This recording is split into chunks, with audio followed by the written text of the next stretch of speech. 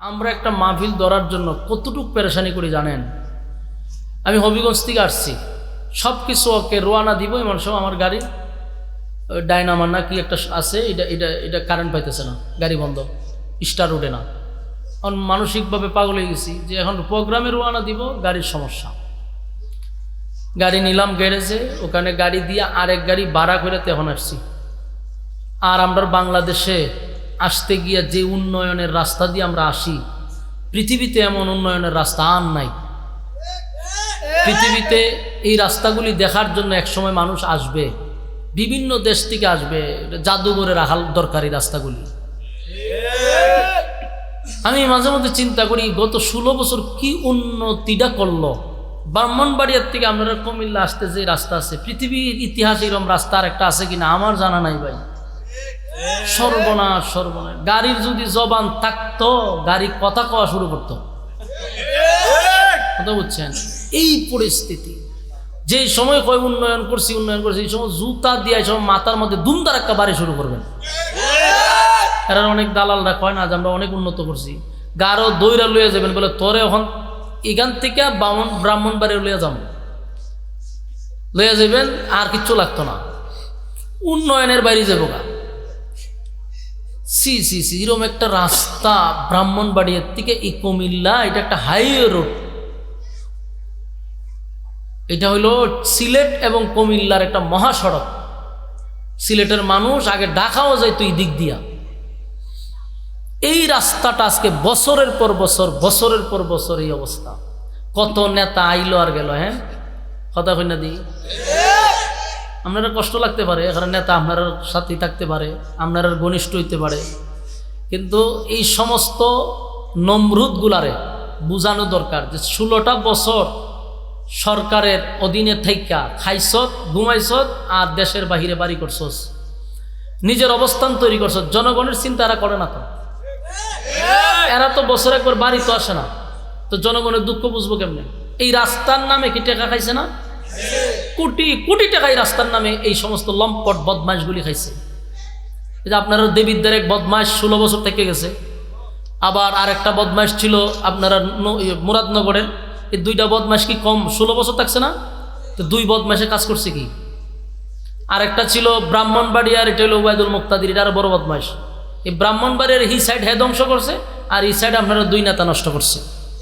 এটির সেলাফেলা যেটি মায়া কান্না করবো, এটিতে সাইজ করবেন। 16টা বছরই জাতি ডিরে ধ্বংস করে দিছে এরা। একটা মানুষ যদি অসুস্থ থাকে, আপনি এখান থেকে কিভাবে নিয়ে যাবেন তারে? জাগাতি রাস্তাতেই মারা যাবে। আল্লাহ এদেরকে গজব দিয়ে ধ্বংস করে দেবে, আমিন কর।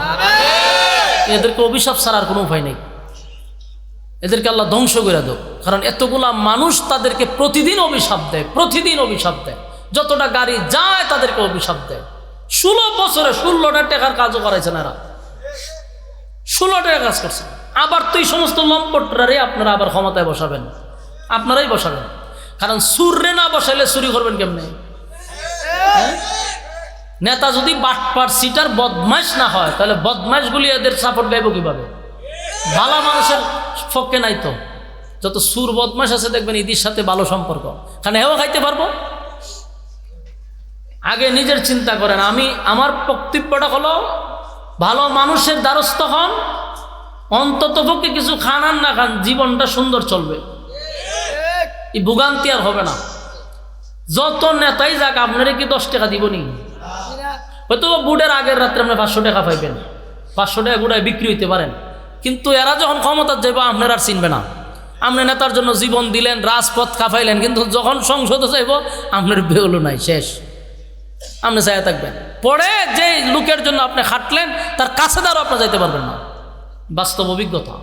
এজন্য আমরা আগামীতে যারা আমাদের চিন্তা করবে, আমরা তাদেরকেই চেয়ারে বসাবো ইনশাআল্লাহ।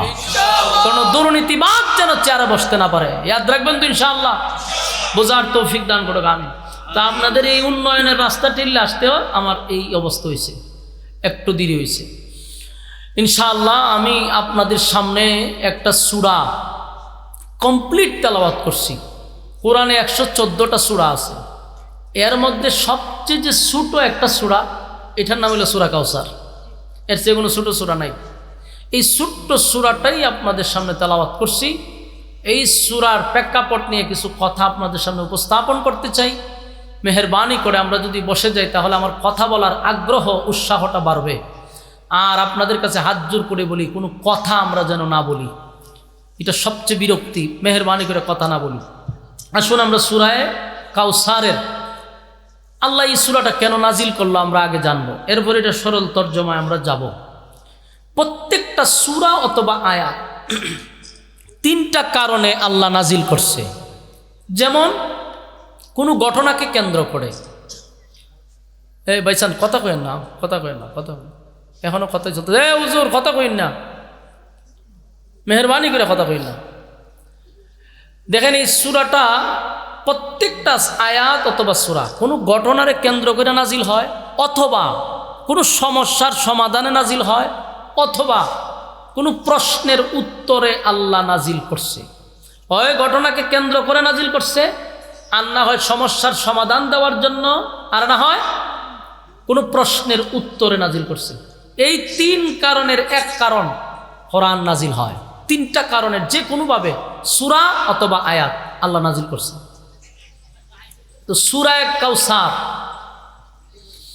এই সূরাটা আল্লাহ কেন নাজিল করল, নাজিল করার কারণটা কি, তার প্রেক্ষাপটটা কি ছিল।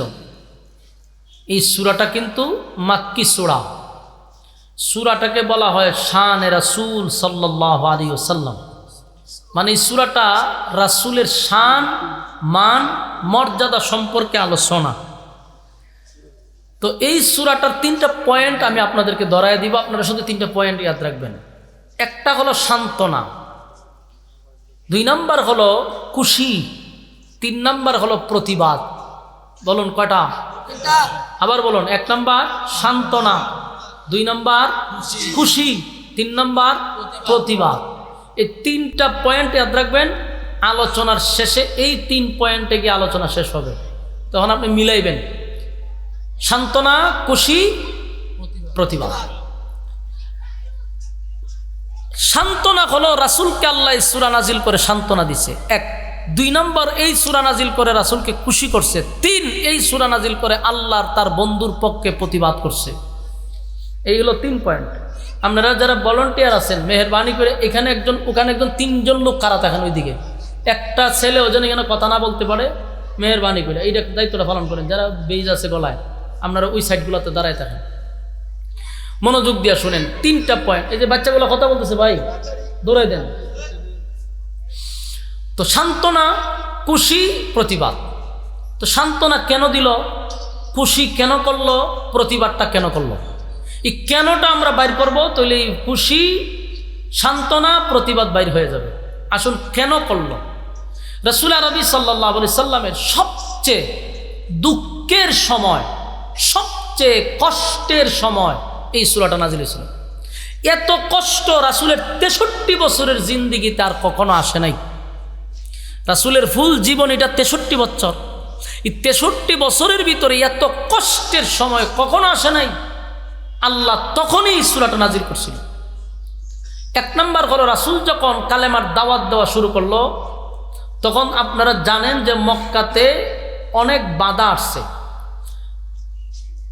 যখন মূর্তি পূজারীরা তাদের ধর্ম প্রচার করত, খ্রিস্টানরা তাদের ধর্ম প্রচার করত, ইহুদিরা তাদের ধর্ম প্রচার করত। তো রাসূল যখন 40 বছর পূর্ণ হওয়ার পরে একত্ববাদী খোদার দাওয়াত দিল, তখন এই 3 দল রাসূলের বিরুদ্ধে দাঁড়ায় গেল। আর সবচেয়ে বেশি রাসূলের বিরোধিতা তখন বেশি করছে সবচেয়ে আপন মানুষগুলা। যেমন রাসূলের একজন চাচার নাম হলো আবু লাহাব। এই ব্যক্তিটা রাসূলের সবচেয়ে বেশি আপন ছিল। যেমন রাসূলের শুধু চাচাই ছিল না, রাসূলের 2টা মেয়েকে আবু লাহাবের 2 ছেলের কাছে বিবাহ দিছিল। তাহলে বলুন কত সম্পর্ক। শুধু কি চাচা না বিয়ায়ও? বিয়ায়ও, চাচাও। তাহলে চাচার থেকে বিয়া হইল কেন? আবু লাহাব রাসূলকে খুব বেশি মহব্বত করত এবং মানুষের কাছে রাসূলকে নিয়ে গর্ব করত, যেটা আমার বাতিজা, আমার বাতিজা।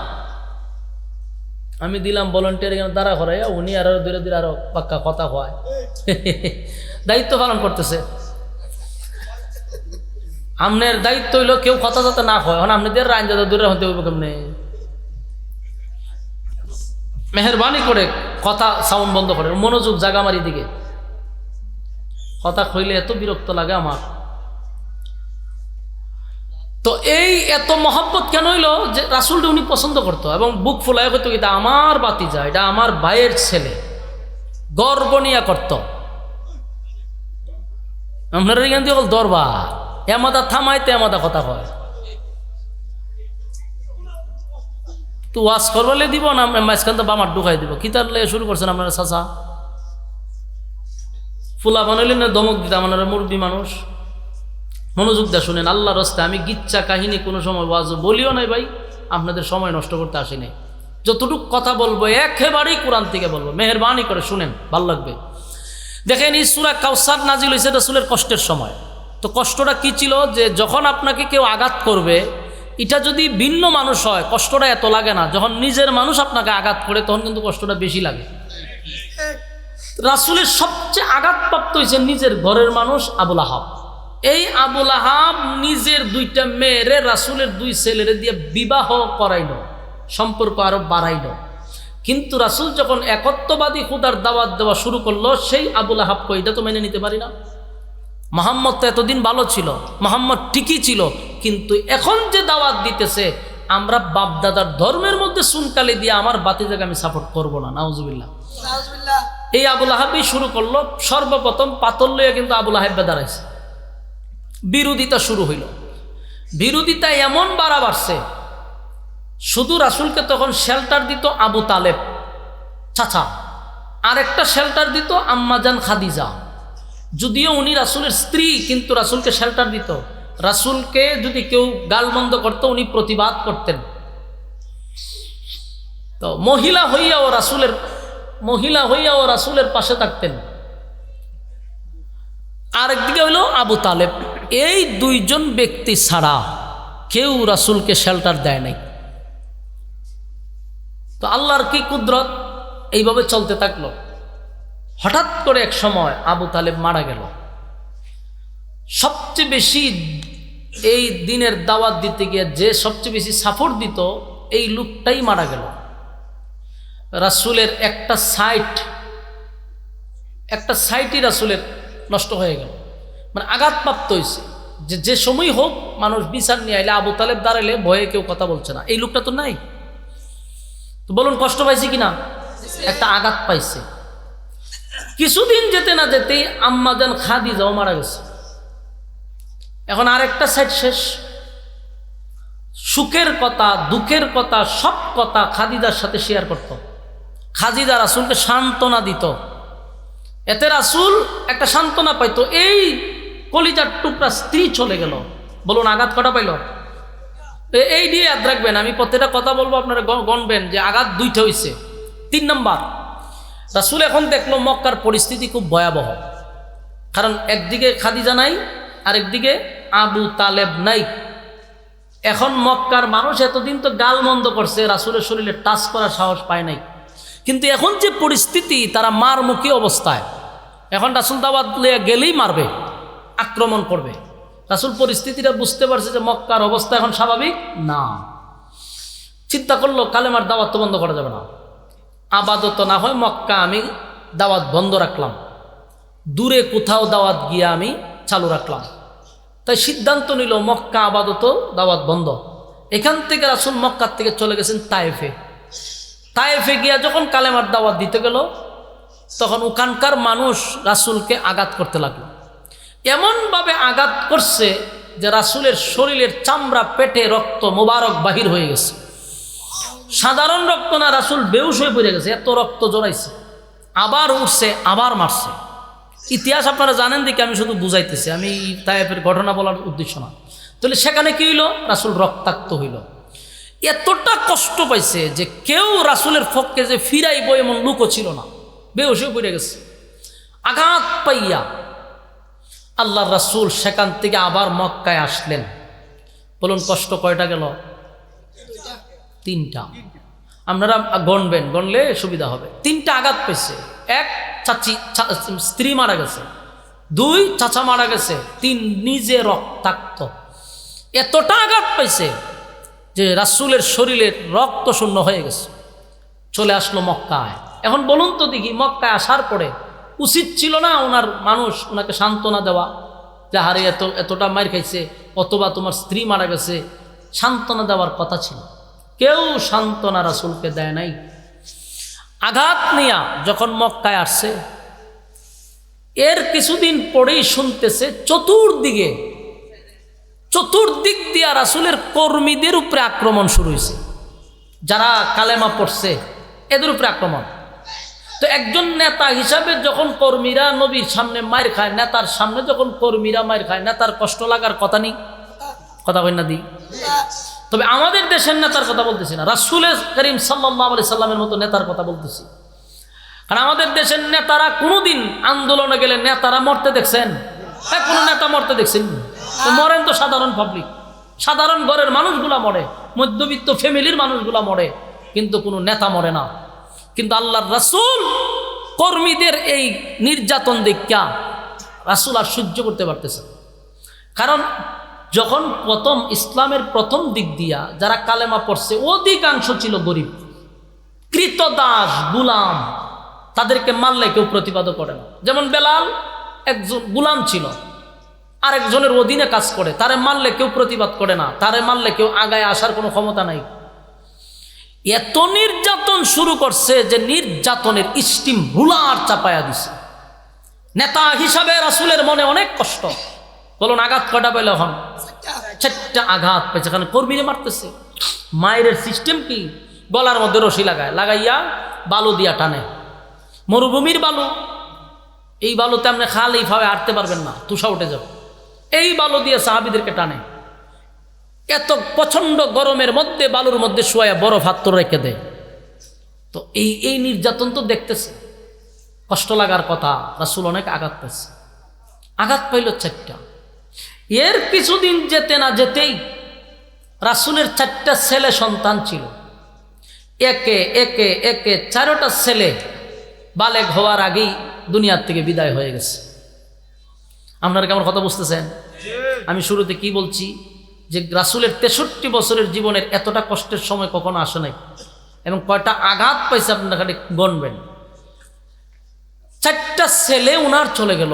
5 নাম্বার আঘাত। একটা ছেলে চলে গেলেই তো আমাদের মন, ওখানে 4টা ছেলে বালেগ হওয়ার আগেই একের পর এক যাওয়া শুরু হয়েছে।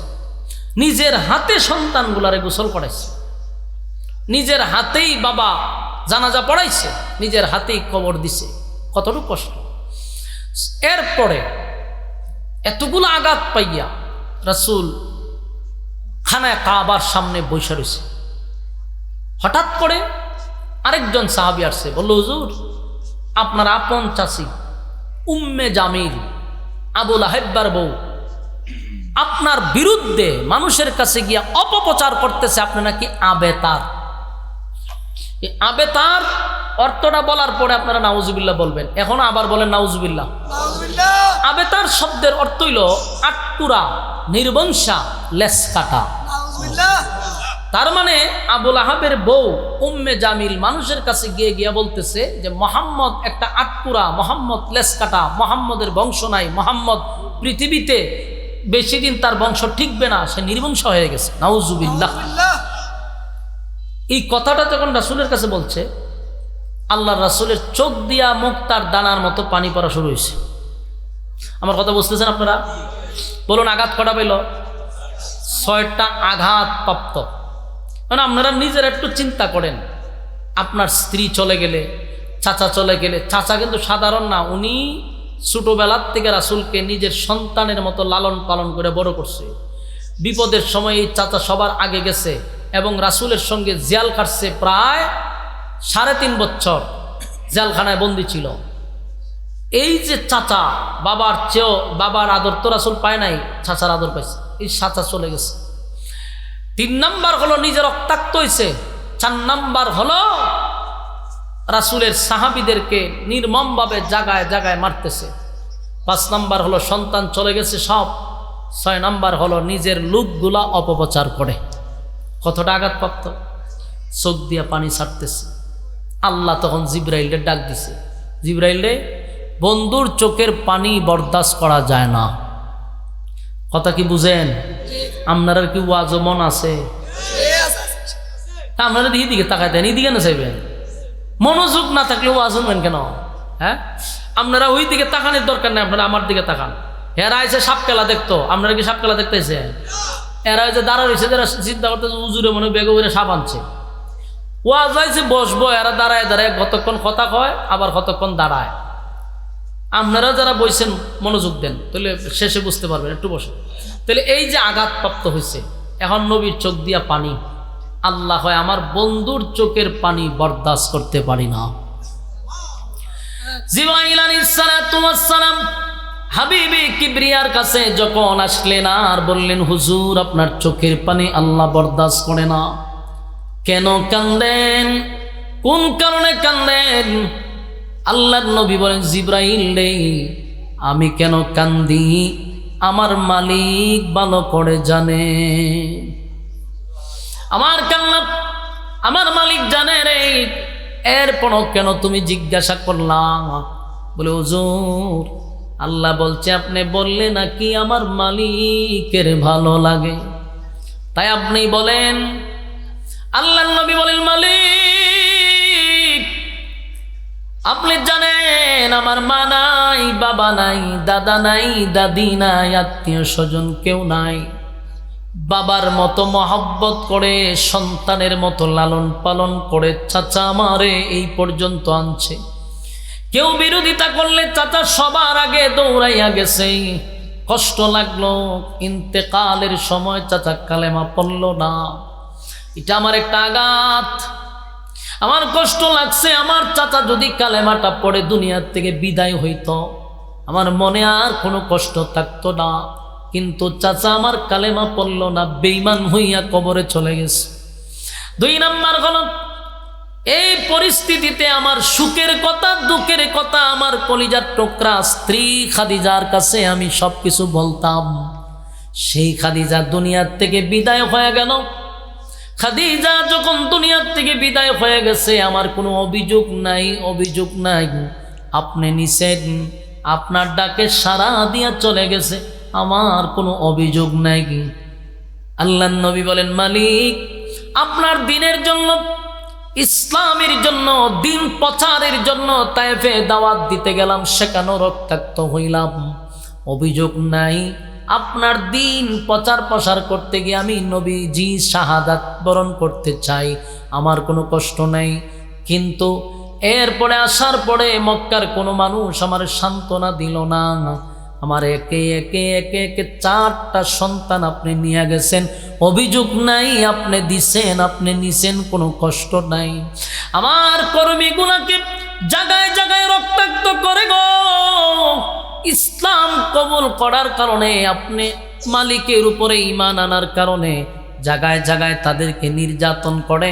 আমার সাহাবীদের কোনো দোষ নাই, আমার কর্মীদের কোনো দোষ নাই। একটাই অপরাধ, তারা ঈমান আনছে এক আল্লাহর উপরে। ঈমান আনার অপরাধে তাদেরকে নির্মমভাবে নির্যাতন করা হয়। আমি নবী বরদাস্ত করতে পারি না। এরপরও এতটা কষ্ট লাগে নাই, কারণ তারা যদি শাহাদাত বরণ করে, আমি জানি আল্লাহর তরি জান্নাত তাদের জন্য ওয়াজিব। আল্লাহর হাবিব বলেন, মালিক 4টা সন্তান চলে গেল, কষ্ট লাগে না, তবে বাবা হিসাবে কিছু তো আঘাত লাগবেই। কারণ সন্তানের লাশ বাবা বহন করতে পারে না। বাবার লাশ সন্তান কাঁধে নিয়ে গুরুস্থানে যায়, কবরে রাখে, এটা সম্ভব। কিন্তু বাবা তার সন্তানের লাশ কবরে নিতে পারে না।